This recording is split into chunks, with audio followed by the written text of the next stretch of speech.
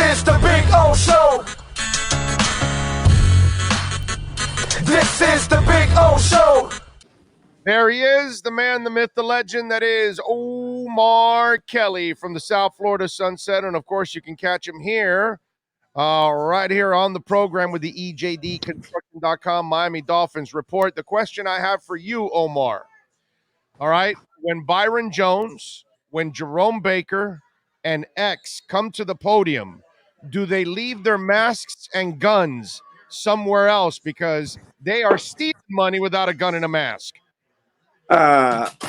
Here's the thing. I don't think anybody is doing a good job. I think everybody is stealing money, if that's the way you're going to put it.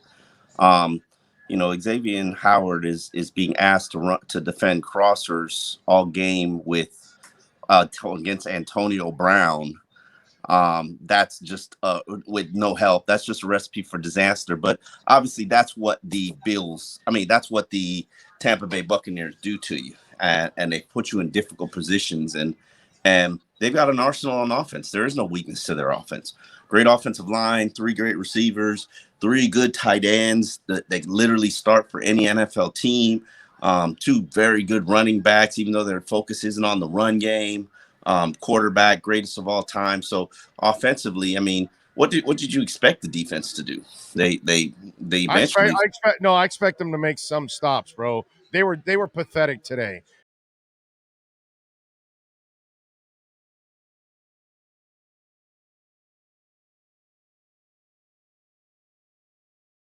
Actually, the offense showed up early on and made it a game, and these guys never showed up, dude. Nobody showed up.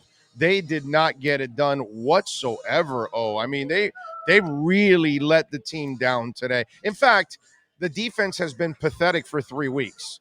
They were thoroughly embarrassed last week. They were a joke against the Bills. They gave up their share of stuff, too, against the Raiders. But the last 3 weeks, the defense has been – and that's where the money is at, man. That's where the big-time players are. Those are the guys that are supposed to make some plays, and they're not making any plays. There's one big-time player on the team. Tell me anybody tell me the person who's doing a good job right now.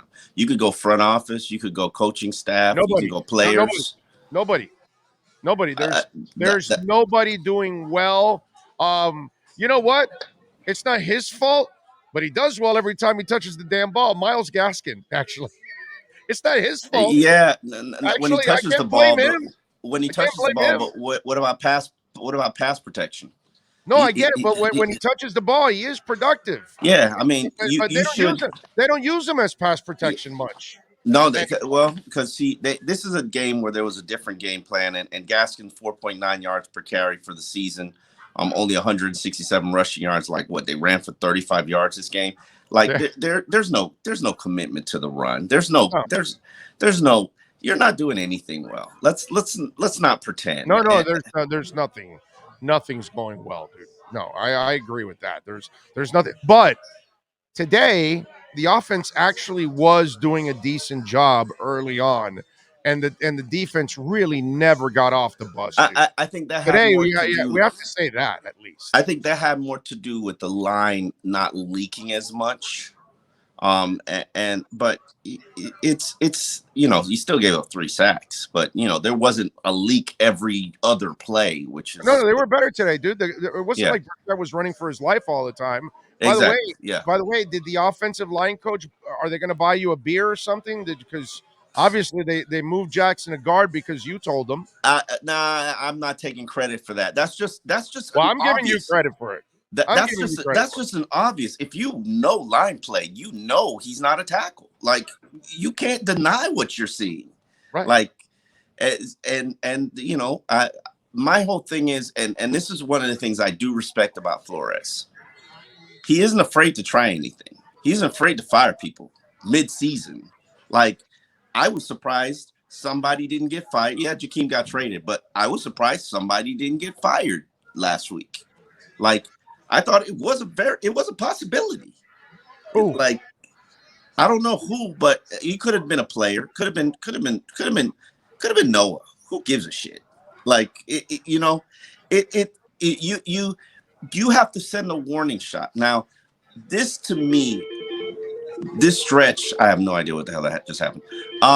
This stretch of games was probably the toughest stretch on the schedule. And right now, from this point, everything has to get better. Yes. Everything has to get better. And if it doesn't get better, then, and this is what I'm right now in the sense, if you can't make what you're seeing, which looks like a disaster, get better, after you can't keep talking about, oh, we haven't found our rhythm, we haven't found our identity after 5 games, because that's, hell, that's nearly 1/3 of the season. Like, you're looking at a full-fledged rebuild, because this is trash. It's all trash. God. And that's a painful word, bro. That means we've wasted the last 3 years. Yeah, I know. Yes. Like, and understand, NFL teams run in 4-year cycles. That's just the reality of it. But do you really want to continue this in a 4-year cycle? No, you have to. No, you can't, because you have to show more by the end of this year. You have to show a lot more if you want to continue the cycle. Like, Tua has to, like, in other words, in the next 12 games, if Tua balls out, then okay, now things start to change a little bit, because you did get your quarterback. But now we're asking a guy with broken ribs who probably have to play shot up in a flak jacket, scared to get hit behind a bad offensive line. Come save us. That's a horrible situation. I know he's like one of the greatest quarterbacks in college football history, and he's a legend, and he's but come on, man. Well, that's Flo's fault. He should have put more experience on the line. With a young quarterback, wait. Chris Greer's responsible for that. That's not Flo's fault. I'll get Flo put responsible for a rookie offensive line coach, but Chris Greer is in charge of personnel. Yeah, but no. Do you really, dude? Chris Greer is in charge of personnel. Chris Greer will tell you. He sat behind me the whole game. Omar, he's in charge of personnel. Yes. But Flo has tons of influence in personnel, just like Gase did. Everybody. But that's the thing. The only reason, no matter who works with Chris Greer, they're always going to have heavy influence and heavy say, because that's who he is. Okay, but my point is that it was Flo that wanted Karras here and gone tomorrow. It was Flo that wanted Flowers here and gone tomorrow. It was Flo that wanted Kyle Van Noy here and gone tomorrow. It's Flo that wants Brissett here. He wanted those guys, and he's the guy that wanted those guys out because he felt he could coach up the line. That's not the GM, dude. The GM never comes down to the front to the coaching staff. Oh, you should know this. And he doesn't tell the coach, hey, you know what? I'm cutting these veterans because you can handle coaching these young guys. No. That's all on Flo. That's all. I disagree with that. That's all on Flo right there. The only reason Michael Dieter's starting because he's a high Dolphins draft pick. This whole X thing is on Flo too, because the GM agreed to a different contract and wasn't paying the guy. But it was Flo that said, oh, X is great. X is my guy. I want to coach X. So Flo's the one that had the influence in, let's give him some money this year. Flo has a lot of influence on what's going on this team. It's not all Greer, dude. It's 50-50. They're married, bro. They're married. Okay. Listen, okay, that's what I'm telling you. The calls on the O-line, the calls on the O-line were all on Flo. He counted on his line and his coach to come through. The personnel department never tells you, here, take all 4 young guys and a journeyman, and you coach them up. That's not the way it works. The head person in charge in this organization is Chris Greer. It is. It is. And he picked Jaylen Waddle. Yes. And he picks other players. Yes. But in these, he picked Austin Jackson. And he picked Austin Jackson. But in the ones that I'm telling you right now, those free agent moves and all that, that was Flo. That's not Greer. They make their chart of who they want. They make their budget. They go after it. They land what they land. But yeah, I can't. Flo is responsible for what happens on Sundays. Greer is responsible for what happens every other day regarding the roster. When they cut a player tomorrow, that's Chris Greer. When they add a player tomorrow, the center that they add, that's Chris Greer. When they decide that, even when you could say the center, you're right. The last center, yes, not Karras, but that center, yes. It's Karras. They make No. the And any expatriate is all Flo. Bet your life on it. That's Flo he bringing might his vouch guys. for him. He doesn't even hype up the former Patriot guys. They don't. That's just his culture guys. That's just guys who. And Parcells did it too. Parcells had his They all culture do it. guys. No, They they all all do do it. it. Yeah, They they all do it. all do it. Hey, Jimmy Johnson got here and brought Jack Del Rio in from Dallas to play middle linebacker. And then Zach Thomas kicked his ass right out of the damn training camp. And Jimmy had to cut him early and said, Jack, so you can go get a job. I got to let you go because I got to start this kid. So Jimmy was doing it too. Every coach does it. They bring people they're comfortable with. Jack was with him in Dallas, so he brought him here to Miami. The only thing is he didn't last very long. That's normal. The other concern I have for you, my man, is what the hell is going on with Jaylen Waddle's hands? Did he borrow Jakeem Grant's hands? No, Because he he drops a been pass every week, bro. Every and week he drops it. and he did that in training camp. Okay. It doesn't surprise me. So did he hang Um, out with Jakeem Grant all off season? What the I, hell's going on? that's just not sure-handed receiver is not his strength. But I don't And remember that in Alabama. I don't even have a problem with the drops. I have a problem with you're not what we saw Antonio Brown do today is exactly what we're supposed to be seeing you do, and you're not doing that. And that could be play calling, that could be talent level, And quarterback it's and all that. like I'm sorry, but if I'm the Dolphins And offense, experience. true. Experience. I mean that's I mean, fair. Antonio But Brown if I'm the to Dolphins Jaylen offense, Waddle. I'm Jaylen taking Waddle's inside a nursery, and Antonio Brown's a grown ass man already. You know what I mean? It's grown ass man like playing for $2 million. So if any day you want to sign him, you can sign him. But if I'm the Dolphins, I'm looking at Tampa Bay's playbook and I'm stealing 10 Antonio Brown plays. If they can get Antonio Brown as free as they can get Antonio Brown, why can't the Dolphins get Jaylen Waddle as free as Antonio Brown?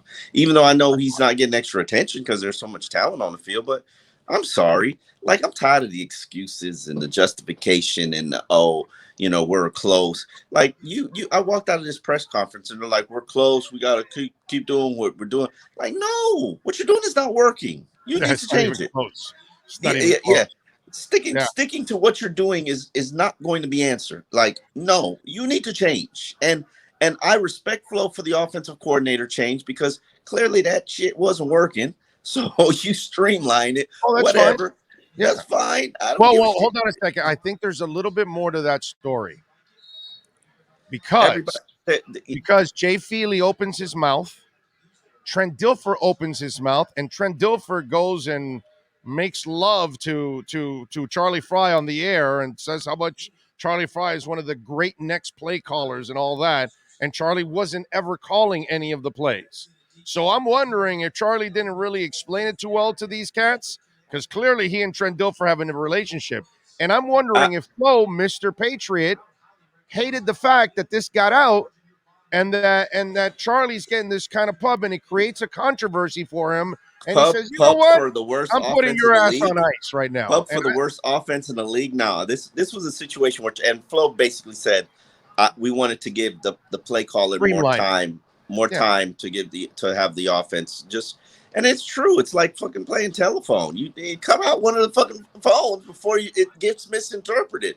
It's like it's so. This is like when this thing you were is kids and one kid was telling the other. Yeah, you play that game and you tell one kid one thing. By the time you end up at the end of the line, that kid's got to play that game in school, man. By the time you end up at the end of the line, it comes a completely different something. This offense, the whole team. There's nothing good about this team. I'm telling you, I think Flo punished Fry for diarrhea of the mouth. Seriously, because Flo. I think Gotze had. I think more than that. I think Gotze had more of a problem that he wasn't communicating with the quarterback, and he wasn't telling the quarterback what to do on what I want you to do on this play and why. I like that. That could be it. Because I'll tell you the truth, between me and you, it came out that, hey, I don't have as much control or say as people want to pretend that I do. Where did that come out from? Think about it. Because Gotze said that? I ain't saying that. Oh, okay. All right. Okay. I'm not I, saying that. okay. I got Like, it. like Okay. I'm not saying that. I'm picking up on it. Okay. I got you. I Like, got you. Okay. you want to blame me for some shit? Don't blame me for some shit I did now. Right. Okay, Okay. if Yeah. you gonna put it on me, Right. put something on me that I did. Right. Don't put something on me that I didn't do. Right. Because Because Charlie might have given him some kind of a tip that didn't lead in the right direction. I see what you're saying. I see what you're saying. And then it changed the play in a way. He didn't change the play call, but it changed the effect of the play or something. listen, I Flo, get and let's not harp on what you're that saying. because Flo needs to reevaluate everything. Yes. Yes. Everything. Yeah. And, Don't you find it, and don't you find it a bigger indictment that, and it wasn't like that the first 2 years, that maybe sometimes the worst unit the last couple of weeks has been the defense at times? Like, I, it's kind of weird that, but because normally, analyze why the defense was good last year. They were good because they were opportunistic. They got off the opportunistic. field on third downs and they created Yes. turnovers. That Yeah, was it. they weren't a great shutdown defense. They No, were opportunistic. You are correct. they got off the field on third downs and Yes. they turned the ball over. That was Yes. it. That was, Yes. and maybe they were good in the red zone defensive and forced Yes, field they goals. were. Yes, they were. Yes, they were. That was it. You're getting none of that now. You're getting none of that offensively. You scored a crap load of points, and you know Can you that put your had a lot finger to on it? do, Why? huh? Can you put your finger on it? Why? They started fast. They were the fastest starting team in the NFL, so teams were always playing catch up against Miami. Like they had the number one scoring offense in the first quarter, and then it changed how you played, or it forced teams to play a different way, or it allowed you to be a little bit more balanced. Mhm. Right now the Dolphins are averaging 70.4 rushing yards per game. How do you win with 70.4 rushing yards per game when you're not throwing the ball particularly well? Right. You're averaging That's the key there. 26. You're averaging 261 yards per game. That's your average, not passing yards. This is 261 yards per game offensively. Like, you are a disaster. No, I'm with you. I definitely can't argue. By the way, did Jacoby Brissett get injured, or did he have to relieve himself? Which one is it? Because I almost got the feeling that it just He doesn't he want you really to had to go think to the bathroom. he was listed as injury, so it was something. But I think they went and put on a knee brace or gave him a shot. He said he only took the cart because the cart was faster. That's all I know. Okay, yeah, he's not very fast, so yeah, that's true. That's actually, yeah, speed is not a thing with Jacoby Brissett in anything. Yeah. Oh yeah, that's not in his life. Speed is not in his life. He probably drives a golf cart to his house from the facility, knowing Jacoby Brissett. I hope it has a roof at least when it's all said and done. What did you think of the quote from Flo that said, "I'm concerned, we're out of sync"? At When it least it's when have you been in admitting sync? last year at times, I, but this year, but at least I like the admitting of we're not doing anything right, because he basically admitted to you guys that they are screwing it up all over the place. it's hard to get beat 45-17 in the NFL. It's hard to get beat 45-17 in the NFL. This league is built for parity. Like Yes, it is. This kind of ass whipping. You were the Middle Tennessee State of the NFL. You were the Coastal Carolina Oh God! of the NFL. Like, it's As, hard. as long as we're not the University of Miami of the NFL, we're No, good. you actually are the University of Oh Miami no, of the that's the NFL for the ultimate last 2 insult. decades. That's the ultimate insult, bro. Why are you doing that to me, bro? You used to be good. People remember you being good. Now you're a laughing stock. Oh, wait a minute. Hold on. I said, at least we're not the FIU of the NFL. Okay, so there you go. Although FIU beat Miami, so that's also not good either. I don't know which one. Just don't compare us to FIU or UM. How about that? How about that? Just don't do that. No, but seriously, people have asked, is Flo losing the locker room? Do you think Flo is losing the locker room, or it's just that right now he's one of the things that he's kind of proven the first 2 years that he was really in touch with his locker room? So is he losing the locker room, or is he just completely out of touch with the locker room. I think you guys got fooled early, and you know how I've never felt like he had such a great grasp on the locker room. I've never felt like he had such a great grasp on, I personally think that this teams have caught up to what they're doing. That's my defensively. Teams have caught up to what they're doing, and they probably don't have the personnel to do it as well as they used to do it. And you don't do something as well as you used to do it, and teams have figured it out. They know how to beat it defensively. And to be honest with you, I didn't even think the numbers proved that they were good because they were good on third downs. They were good in the red zone. They were good creating turnovers. So that made them good. When you're not good at any of those things, like what are you converting? You're allowing 66.7% of that's fourth downs, 57.1% of third down opportunities to be converted. You're not beating nobody like that. No, you're not. All right, go ahead. What were you gonna say? No, I the question is how do and I don't I and you know this because I've said this to you probably for 2 years. When Flo is going to lose the team because I could always tell you the nature of the guys who are going to lose to the team.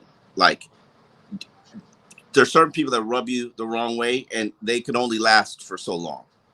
And so, but I don't think he's lost the team. Like his demise will be him losing the team, but I don't think that he's lost the team. What I think is they don't have any identity. They're not putting players in position to be successful. I'm sorry, say whatever you want about Xavier and Byron Jones, but maybe you should have been playing more Jones. And Jerome Baker. Oh my God, Jerome! I mean, none of them can cover right now. But you got a whole team of people who have mostly deficiencies, and their deficiencies show up on Sunday. They're not being masked over. They're not being glossed. They're not being hidden. Their deficiencies are showing up on Sunday, and it's just made you a 1-4 team. And you're really lucky you're not 1-5. I mean 0-5. And now we talk about Jacksonville. We talk about pressure point games. Jacksonville is a must-win game. Oh yeah. You don't win. Season. You're flush this thing down the toilet. Well, not just that. You lose the entire fan base. You lose the entire locker room. You lose the entire locker room. Yeah. Well, the locker room maybe, but I can tell you from the texts and the tweets and the DMs and the Facebook. Come on, everybody knew you were gonna get your ass beat by Tampa Bay. Stop. Today people can deal with, even though it was disgusting, the performance. People can deal with the loss. It got disgusting at the end when they lost. Right. But next week, Omar, the fan base will not accept a loss. Will not accept a loss. Yeah, they will want everybody's head. Yes. If they lose next week, I can guarantee. You're going. I don't know about next week. You're going to have to offer a head. Yeah. Yes. You lose next week. You are going to have to offer a head. Yes. And I don't think people are picky about whose head it is, but there must be a head presented. Yes. It's like those tribal things where you got to hold up the head. Like there must be a sacrifice made. Yeah, these guys are pretty close to losing the entire fan base. Yeah. I mean, they're really close to losing the fan base. And a loss next week, oh my God. I mean, you're in a really, really tight situation, and I'm not talking about Urban Meyer's fingers. All right, man, I got to get out of here.